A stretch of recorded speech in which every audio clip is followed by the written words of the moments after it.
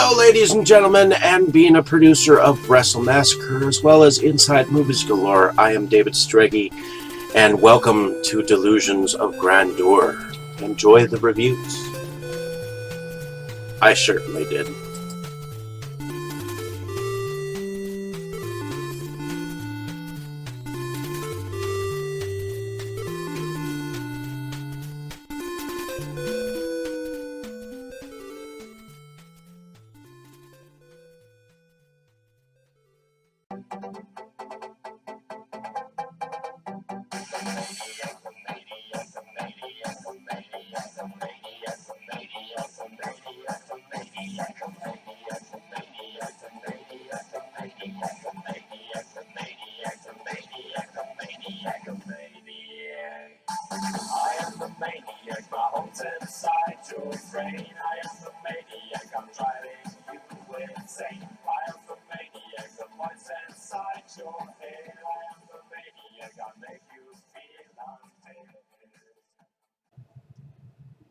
Hello, ladies and gentlemen, and welcome back to Delusions of Grandeur. I'm David Streggy, and here I have another video collection video for you, and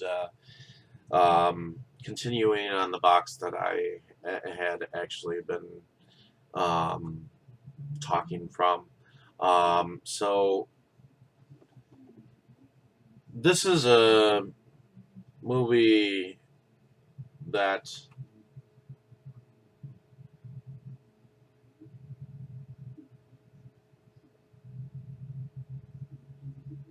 I got from Gershis Gudner, and it's from the director Peter Beastor, and this was in association with Cannibal Films and Balhorgia Productions. Balhorgia Productions is Gershis Gudner's production company. And so here is a copy of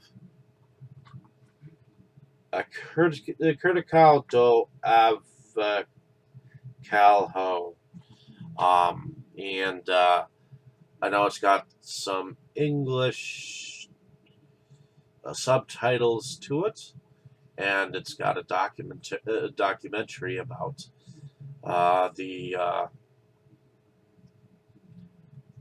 so I'm very interested in checking this film out. Look at the back. It's got some different scenes on it. Like I said, it's in a different shall I say, language per se. I'll see if I can find what it's about on IMDb here real quick.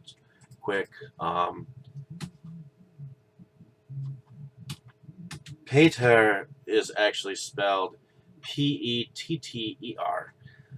So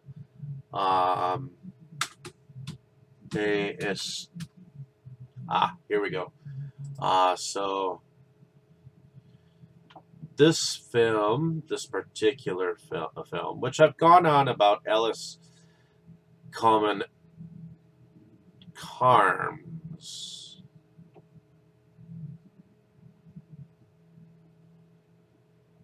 I also have another film in here. So this film is called A Critical do Avacalho. So according to IMDb's anonymous summary, is sinners of a rural community, having his flesh melted as an atonement for his Christian offenses. A revolutionary army of two people feuding with hordes of rotting zombies and a mad scientist philosopher that builds a mummy of Christ to control the world. So that sounds like a phenomenal zombie splatter film, and I'm used to some of Peter Beastorf's work, So before I go on here, I'll figure out where. Here is the another film that I had also picked up. And this one has starring Lajana Carrion and Y Grande Elenco in Arabamba. Also from Manifesto Cannibal, which I believe is the name of his company. Now, let me pull up IMDb's.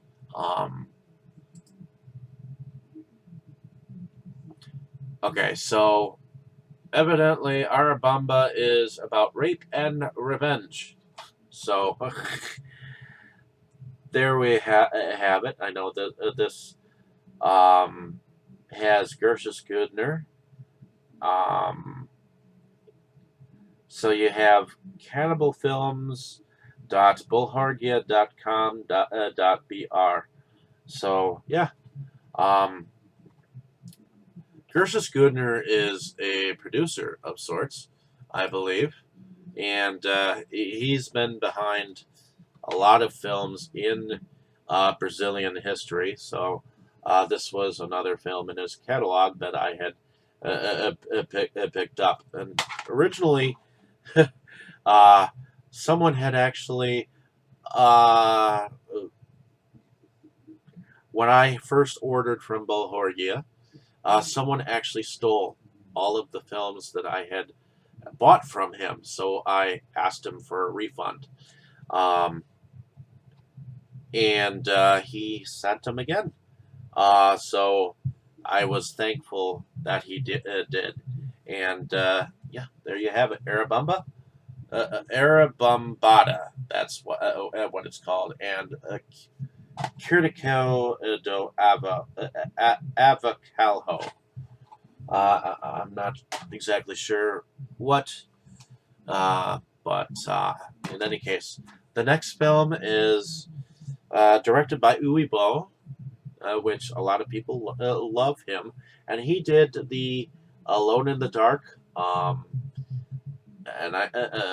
film, and yeah, this is actually, I believe, based on the game, I believe, Alone in the Dark, and Christian Slater, Tara Reid, and Stephen Dorff star in this film.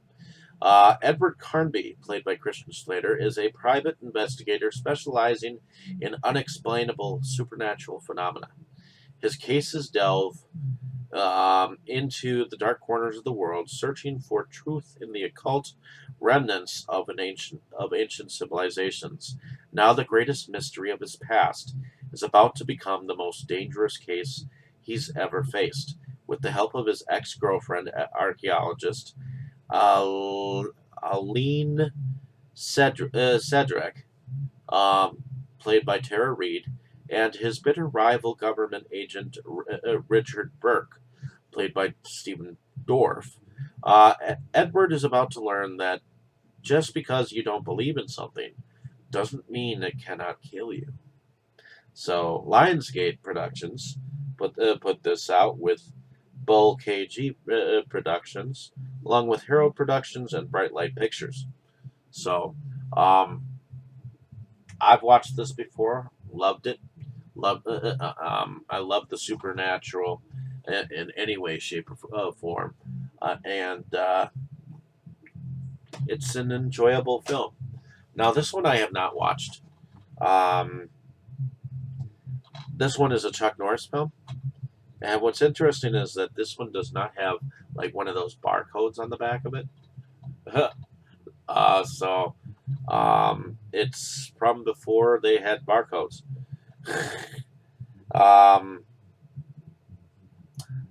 So this one is called A Force of One. And on the back it says, from the writer of The French Connection comes a martial arts battle of vengeance and honor. When a team of undercover narcotic agents comes under attack by a mysterious serial killer, the body count rises each day with nowhere to run.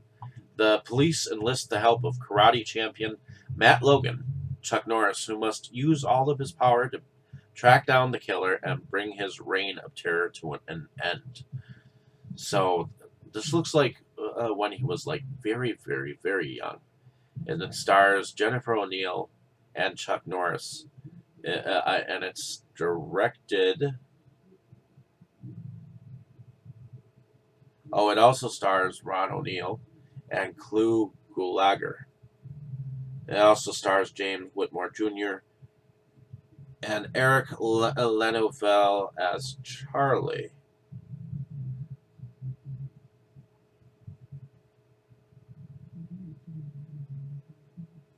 It was directed by Paul Aaron.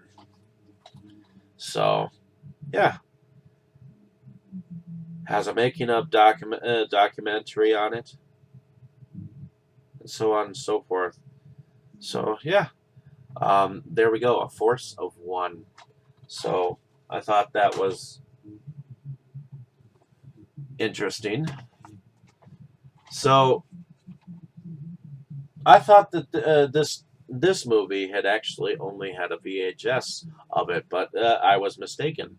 I actually found a copy of Mediatrix, which is directed by Corey J. Udler, um, who is a director from Wisconsin. Who, for the longest time, I was looking for Incest Death Squad 1 and 2 at one point in time, especially Incest Death Squad.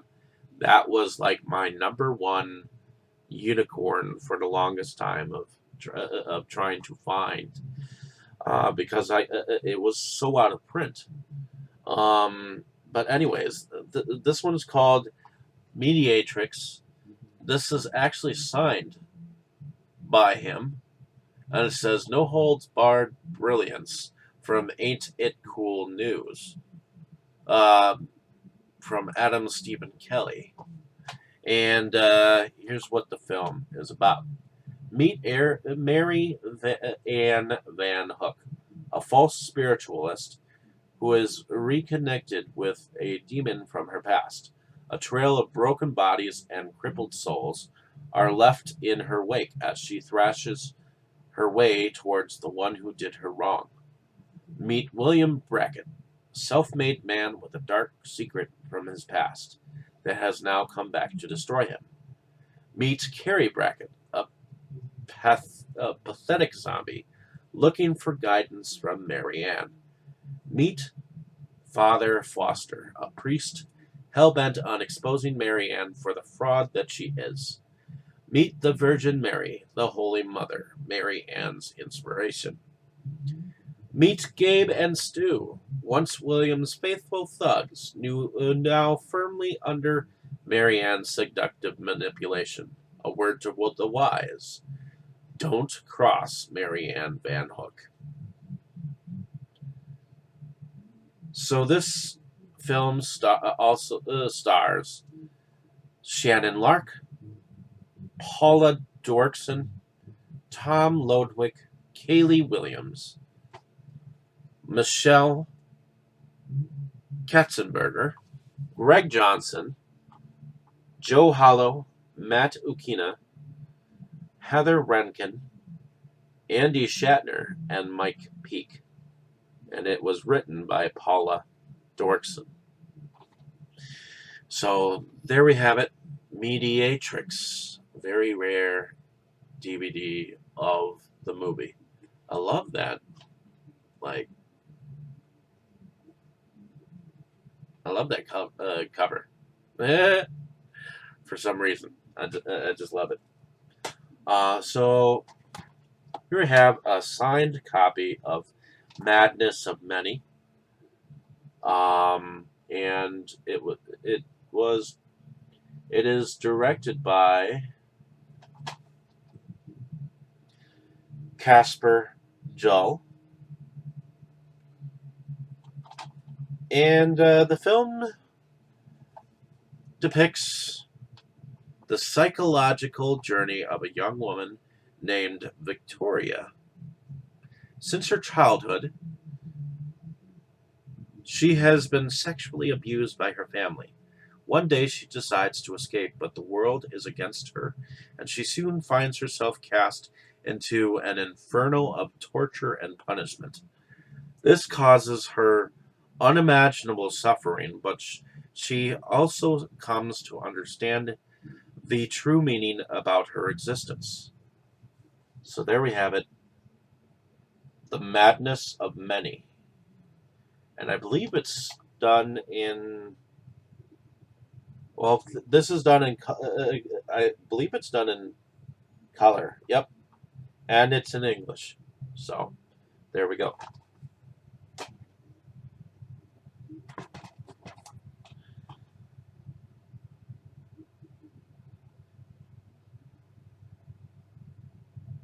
Now, this film is directed by Jacques Avila. It's called Martyr, or The Death of Saint Eulalia, and it's from Vermeer Works, or VermeerWorks.com, and here's the back. This says, as the postmodern world is stormed by onslaught of religious fundamentalism and resurrected holy wars, Camille, a 21st century young French woman, experiences the passion of a 3rd century virgin martyr. As Camille struggles to understand herself through her work with tattoos, a photographer, and his assistant Elisa, Camille's boyfriend Julian only seems to understand her less. Starring Carmen Panto, Michael Trudeau, Natasha Petrovich, Eric Antoine, Veronica Panto, and Jacques Avila. Now, I have not watched this one as of yet, but I love that Jacques Avila takes his bondageism fetish and turns them into films so that people can see that bondageism is an art form. The torture and pleasure that is behind the torture is something entirely different to see, and it is very artistic and erotic. So I am glad that I have a copy of this film. Those films are like 30 to 40 bucks a piece. So I was very thankful to be able to get them at that point in time. Here is a black and white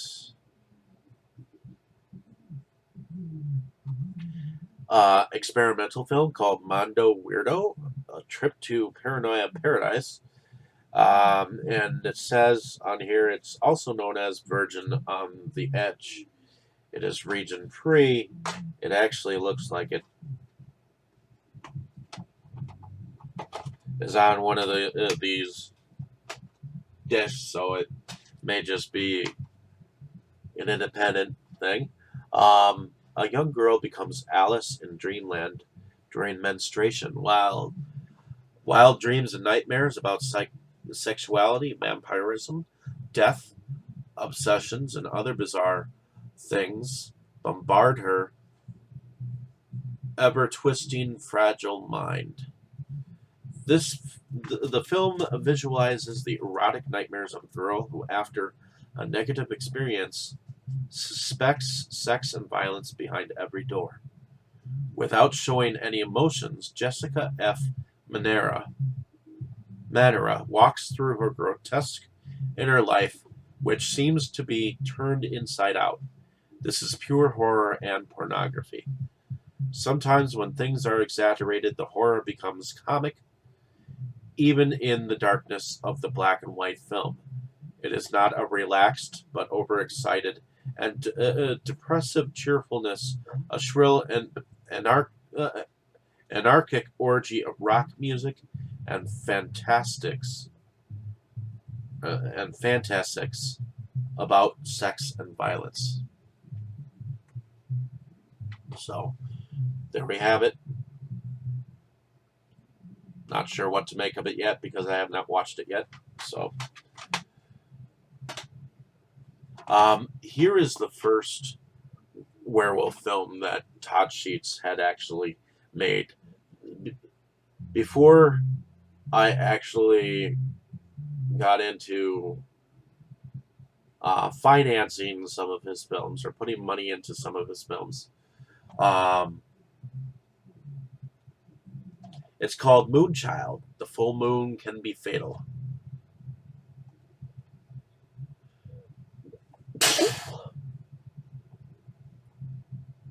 And a child can destroy them. In the future, the USA and Japan have joined to become the United Nations of America, UNA.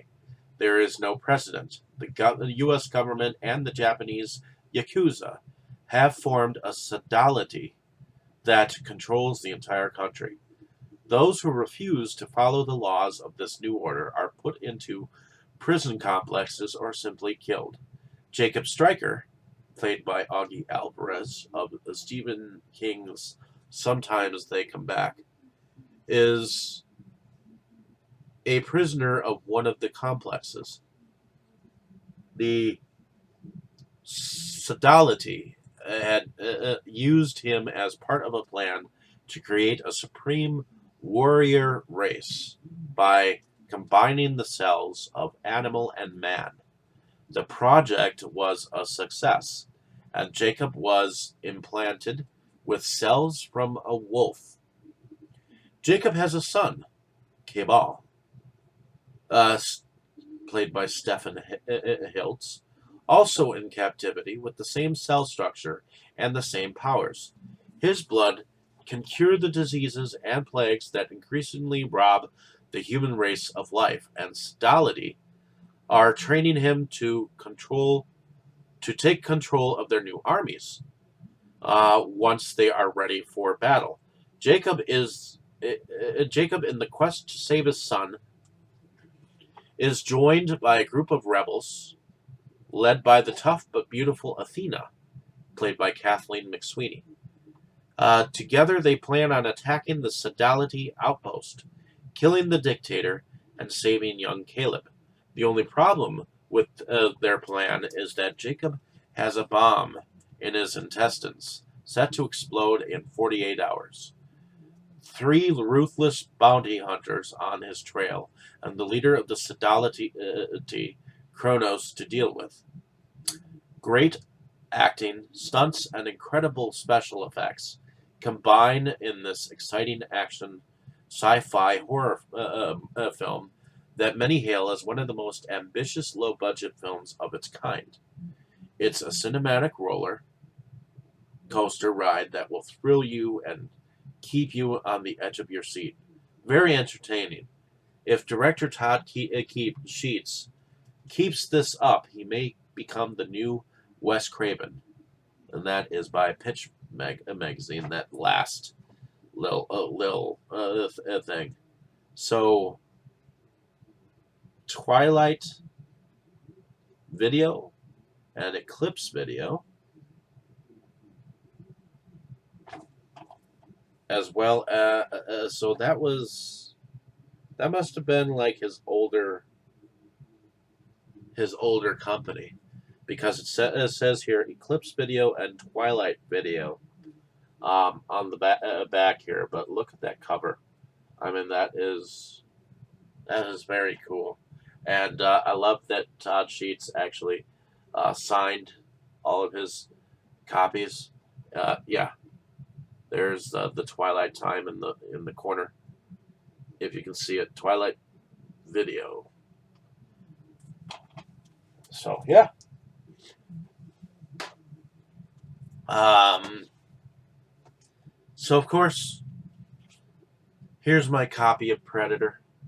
I watched it not too long ago. I never fully seen the first Predator. I actually grew up on the second Predator on Laserdisc. So um, it wasn't too long ago that I had actually um, watched this film, and I did review it on my channel. So yeah, that is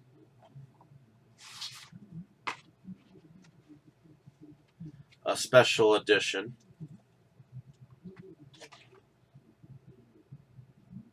It's more a paper version of this film.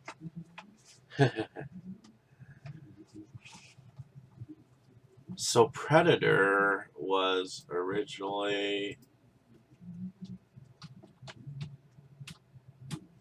Let me look it up here.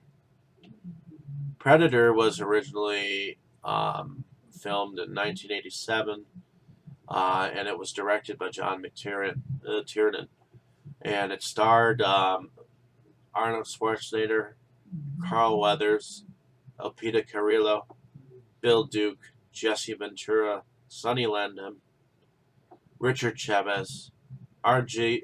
Armstrong, Shane Black, and Kevin Peter Hall. So I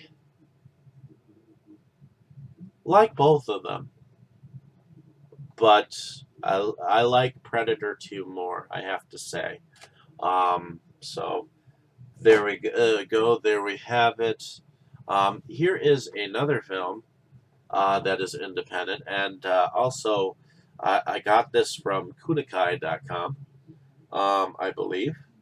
It's called Monsters of Men, and it stars. It's directed by Ryan Blazik, and yeah, it stars Jonathan David, Jim O'Rear, Michelle Shields, Luke Bonzik, Bonzik,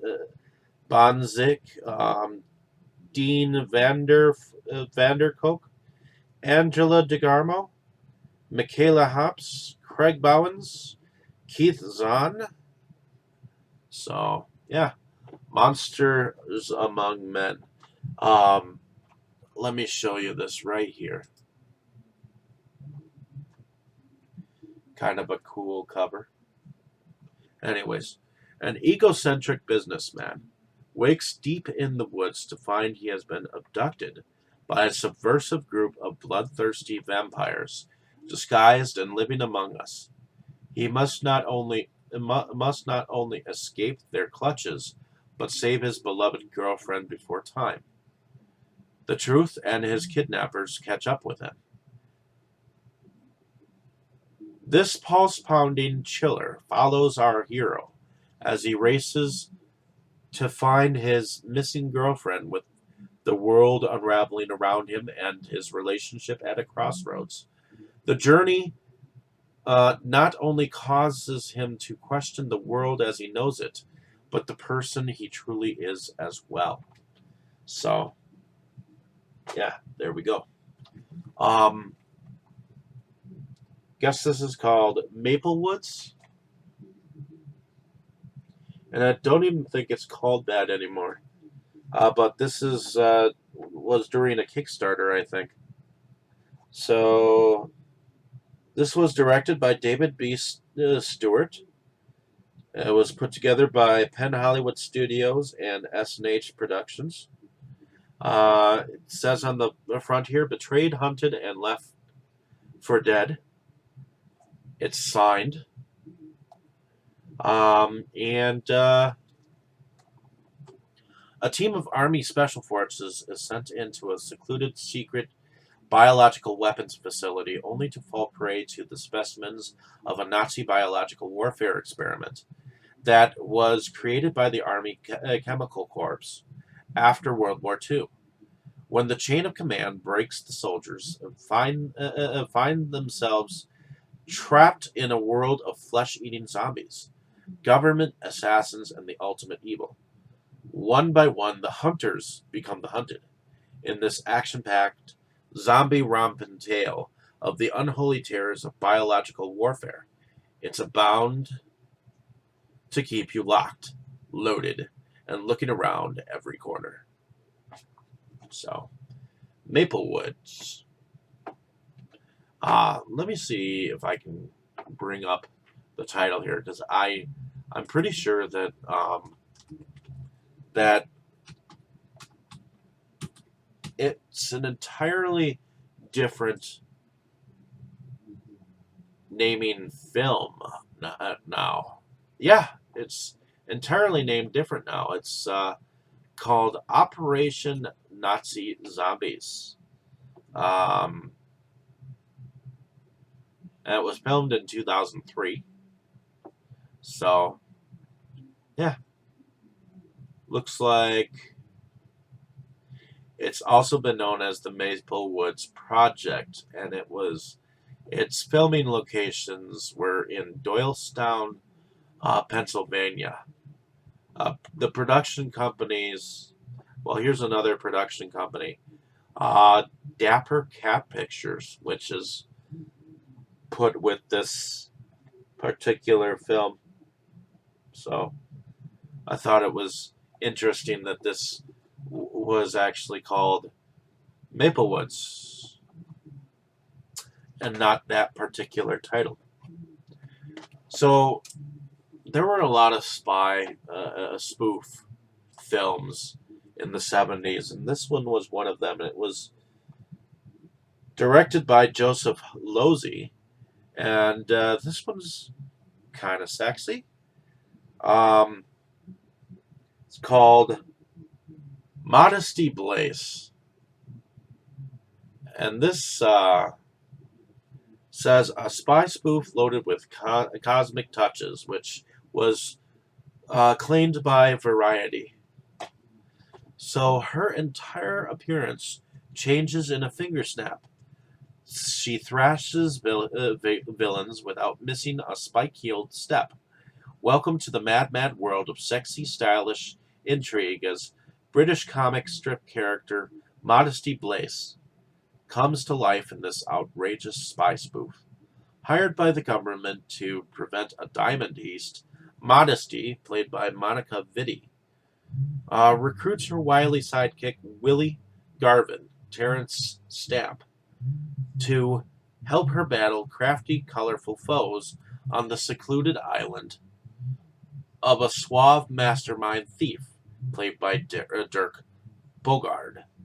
Grooving with mile-high hairdos and swinging psychedelic wall patterns, Modesty Blaze is campy entertainment at its best. So this film was definitely spoofy. I'm just not sure of. So let me look up the title real quick just to get the year. It doesn't seem to say so on the back of this particular copy. So Modesty. Okay, so Modesty Blaze is from 1966.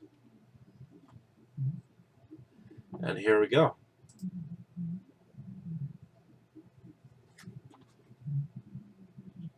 I really like spy spoofs of the 60s and 70s. So this one's more of a. Looks like it's close to being more like porn. So Apartment of Erotic Horror.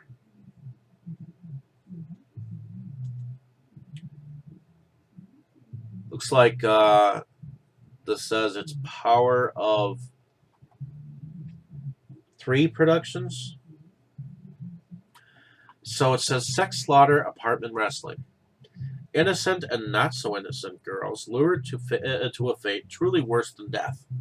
Sexy cinema sirens Darian Kane, playmate of the Apes, Girl Explores Girl, and Tatiana Stone, Knight of the Peeper, together with a bevy of buxom beauties, fend off a lust-crazed demon who hungers for their very souls and soft, sexy bodies in Apartment of Erotic Horror, the movie that out-horrors Frankenstein, and it might scare you too. So, I think this is more towards softcore porn because it looks like it's geared more towards the porn side of the industry. I have not seen this yet, but I guarantee you that's pretty much what it probably is. And it is. It doesn't even have the director on the back of it, so that's what makes me lead me to the possibility of this being more of a sex flick. And that I had picked up from uh, Tito as well. So now this particular film is directed by Sean Weathers. According to someone else that I know, um, he knows him. Sean Weathers is a black man who evidently runs Full Circle Filmworks, and this is called Ace Jackson is a Dead Man, and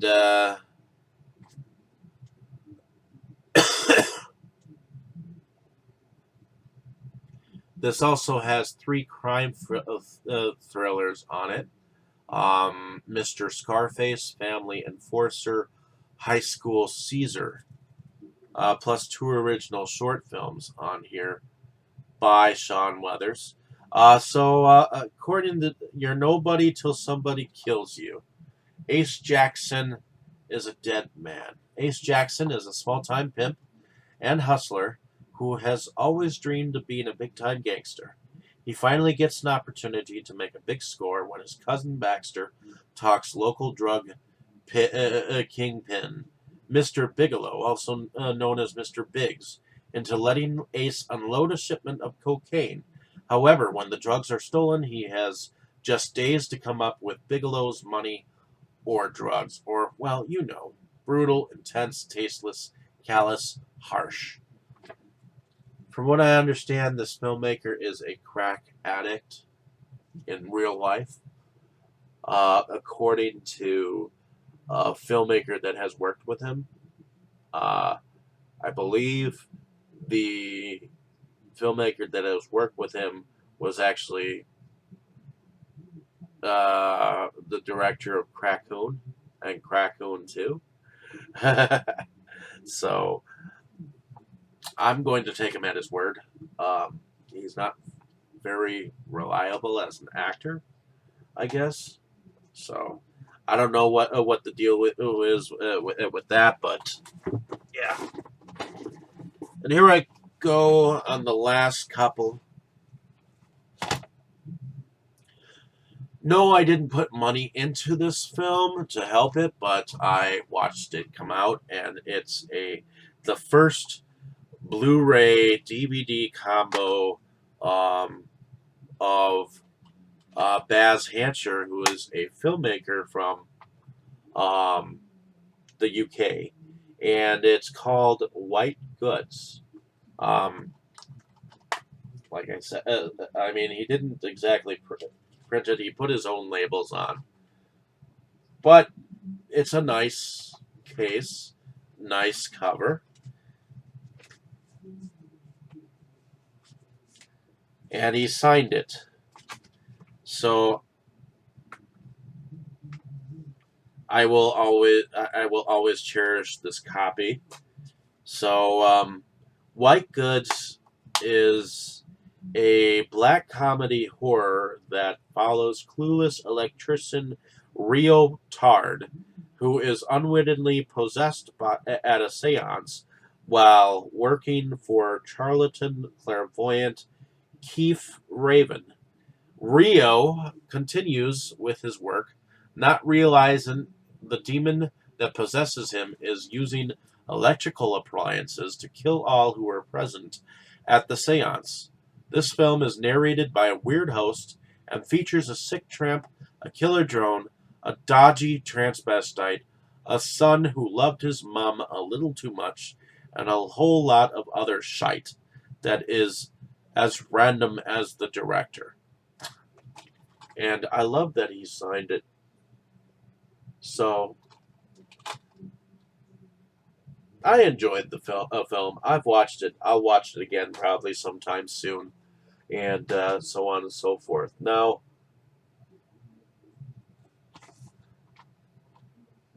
as things have it,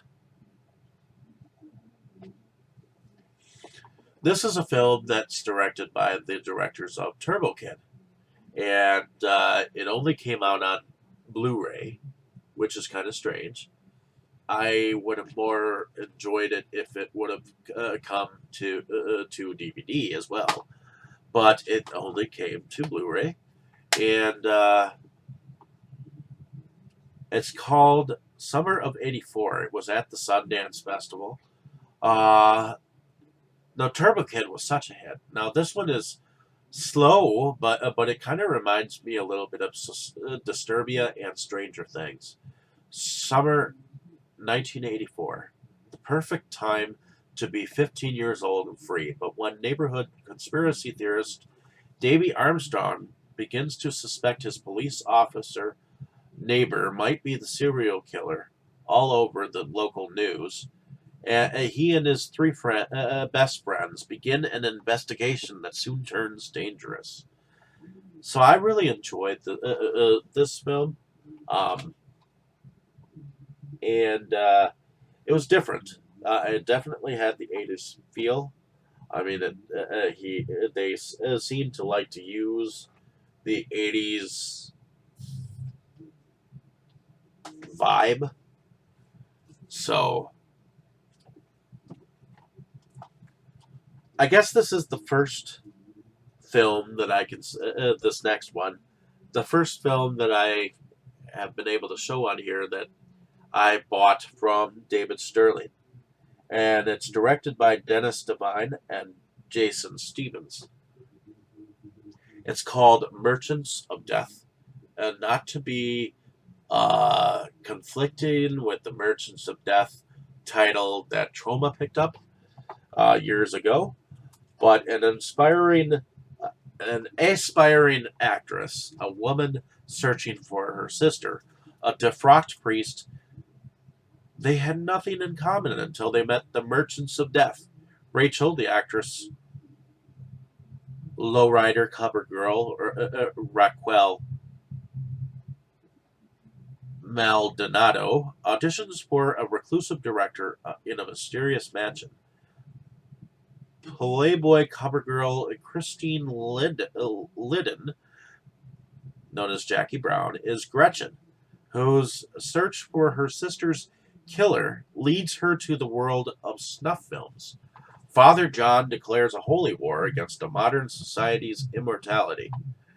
A desperate actress, a vengeful woman, and a fanatical priest, are all on a collision course with those who profit from human misery and despair. Merchants of Death. So, yep, there we go.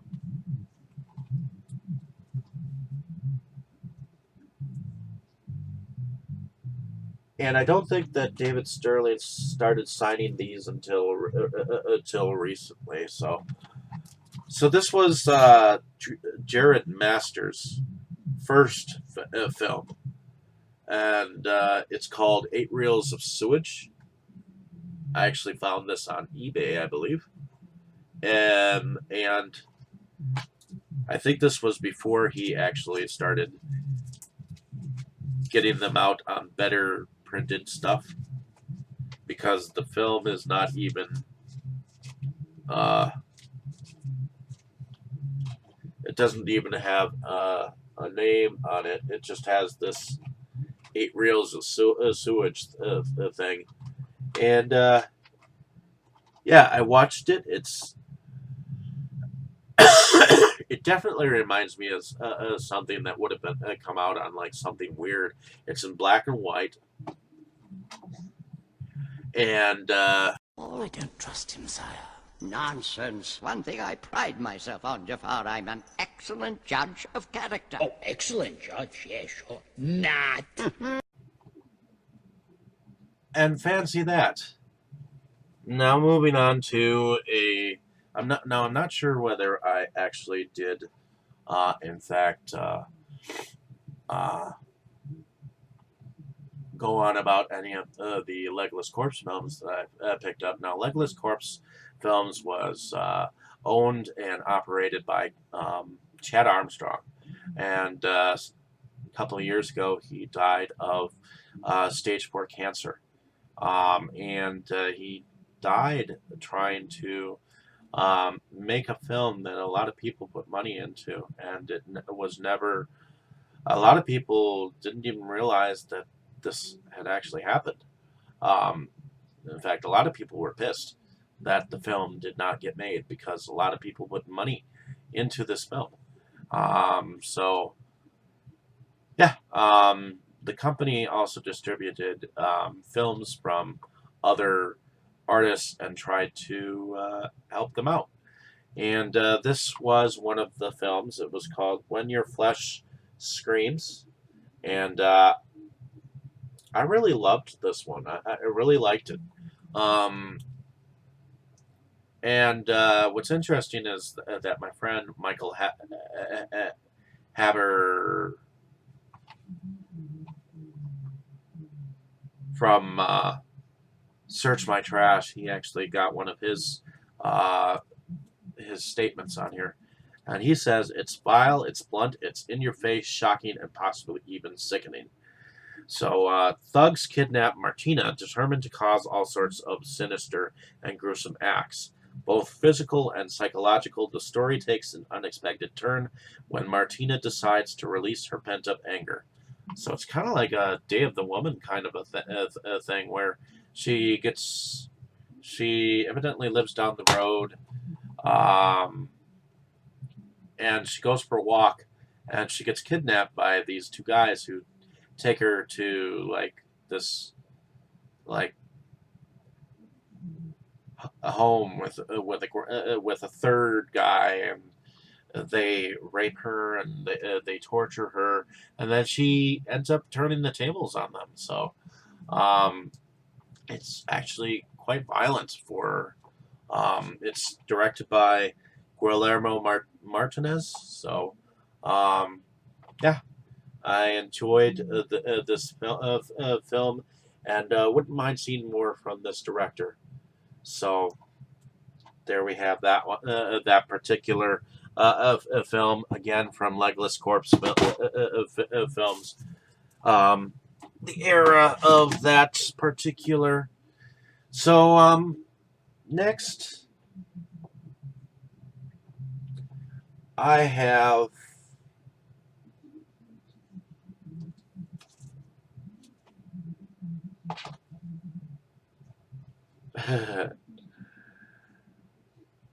Next, I have two films that one of them I put some money into. I think I put roughly about $90 into this particular film, and I wish that there would have been some way for me to become a producer of it or something. But in any case, it's called Inferno, and I got a T-shirt from it. It's a version of Inferno, and it's number 7 out of 100. Kickstarter limited editions. It's got some nice photos on the back, but anyways, and here is the second run of 51 Fragments of a Wandering Mind. And that is his first film, and that first film, let me pull up IMDb summarization, is a feature-length experimental documentary film, which is both existential, a self-portrait, and gritty travelogue. It was shot over 6 months in 13 countries and completely on a toy camera. 51 Fragments presents a first-person account of a man trying to find meaning in a world becoming increasingly meaningless. and that is the technical summary of that particular film. Now, there's an insert on the inside of this film, and it's by the director of Dustin M. Rosemark, and I'm going to read it. In the fall of 2014, I set out to make a feature film shot entirely in black and white film.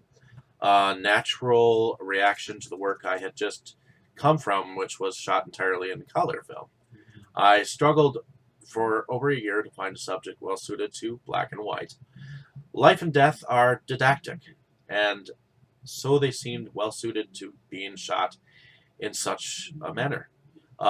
Dante's Inferno seemed a perfect fit, as it is one of the preeminent texts on the subject. I had not read the Divine Comedy until that point, and when it became clear that Inferno was to become reality, I immediately immersed myself in it. I will be the first to say that Dante's poem Inferno is a difficult and sometimes pedantic text. It took me several read-throughs to come out with a clear understanding of my subject matter. What I find interesting about Inferno is that most people focus on the narrative as storytelling instead of allegory, which was its original intent. Dante was using symbolism to try and inform his audience on how to live a virtuous life. Virtue, as defined by the Catholic Church. Audiences of the 14th century were accustomed to interpreting Christianity through symbolism, as literal fundamentalist interpretations of the Bible did not exist until sometime in the 16th century.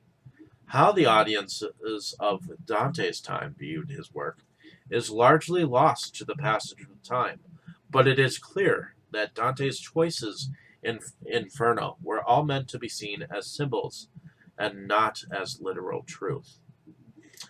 The film makes a deliberate attempt to distance itself from literal interpretations of the original text, instead favoring new symbols which will resonate to contemporary audiences. In essence, what we did was strip the original text down to its most basic elements and rebuild it from scratch. What we were left with was Dante, the character, and his guide Virgil, the poet, traveling through the 9 circles of hell, a step on their way to the divine. Very little of what you see on the screen is directly related to the original text, but there are occasional nods to things like the river Styx, the 3 Furies, the Divinity Steps, and of course, Dante's great love, Beatrice. I hope you see this film as a contemporary fairy tale, a tool for reflecting on what Christians would call sin, and hopefully gain some sort of insight into how you can better yourself and the world around you. That is what Dante intended when he wrote La Divina Commedia 700 years ago, and it is what I hope you will do when watching Inferno. So I'm glad that I was able to be part of this campaign, and I am proud to own a copy of both films. Now, I don't know why, but remember SBC, the cable company or whatever? They actually must have, just to start people out on their cable with Dish Network or whatnot, they must have actually